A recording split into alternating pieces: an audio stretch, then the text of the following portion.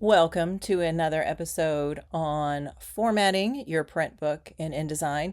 I'm Holly Schindler, an award-winning author as well as freelance editor, writing coach, and writing instructor. I'm also an indie author and indie publisher.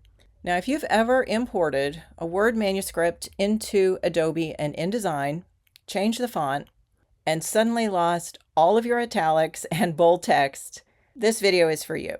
Now, a really common beginner mistake is just selecting the entire manuscript and changing the font from, the properties panel or the top toolbar.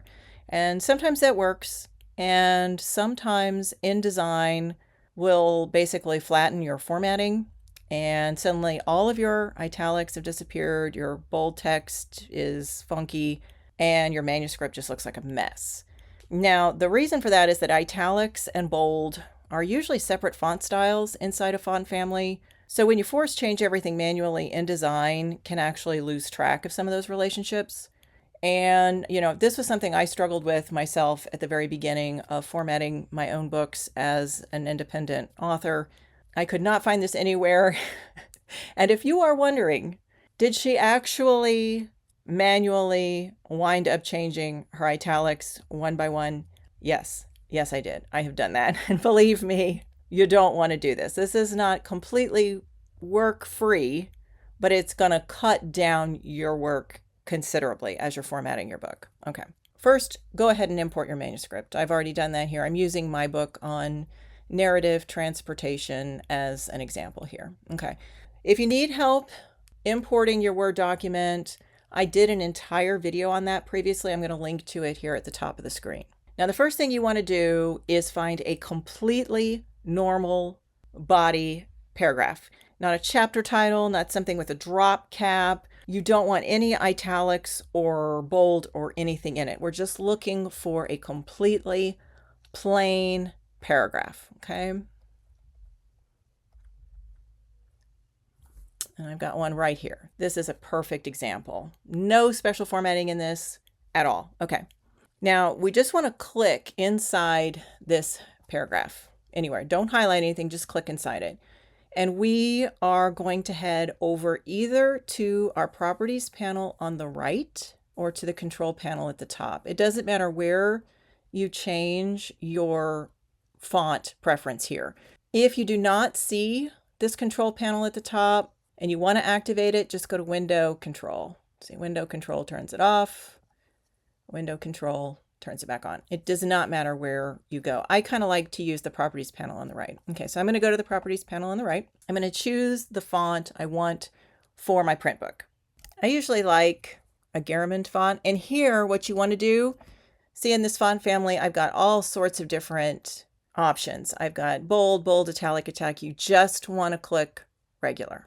Now you want to set your size. I usually aim for about a 13 point size for my print book. I think that's kind of a nice comfortable size to read. And I'm going to go for 14 point for the size in between the lines. And down here, be sure you check this under paragraph. This was part of my Word document here. I had some additional space between paragraphs. I want this to be 0. Okay. So now I've got my paragraph set to Adobe, Garamond Pro, regular 13 point font, 14 point space in between my lines. I got a 0.5 inch tab for the first line of the paragraph. I've got 0 inches in between paragraphs. Now we're going to go to the paragraph styles panel. It's right here. Now, if you do not see the paragraph styles panel on your screen, you just want to go to Windows, Styles, Paragraph Styles. Okay. All right. Now we happen to have it here. Now remember, I have set my paragraph the way I want it to look. Now just come down to the plus at the bottom of paragraph styles. You'll see it says create new style. Click that. Now at this point, I do want to rename this style. Double click on that. I'm just going to call it body text here. Now you can see it already applied this styling to this paragraph. I am going to highlight the text of this chapter. I'm not going to highlight the title. I'm not going to highlight any kind of subtitling. I'm just going to highlight the text, okay? Again, I'm not highlighting that subtitle, and I'm going to come over here to body text, click, and it has applied that body text formatting to these paragraphs. And you can see here, it did keep my italics in place. Okay, so the point is, when you update this way, InDesign is much better at preserving your italics and bold formatting throughout the manuscript.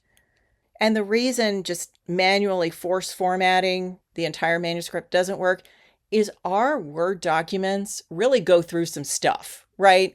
I mean, you have worked on this book for months, maybe years. You've had additional sets of eyes on the book. You've had an editor or beta reader maybe comment or highlight sections or, type on this manuscript as well. Maybe you even took this Word document in and out of different writing programs. I do that all the time. I basically draft in Scrivener, and then sometimes I also, when I'm away from my computer, will draft chapters on my phone in Google Docs and cut and paste. And then I have Word documents that come in and out of ebook editing software. I usually use either Atticus or Judo.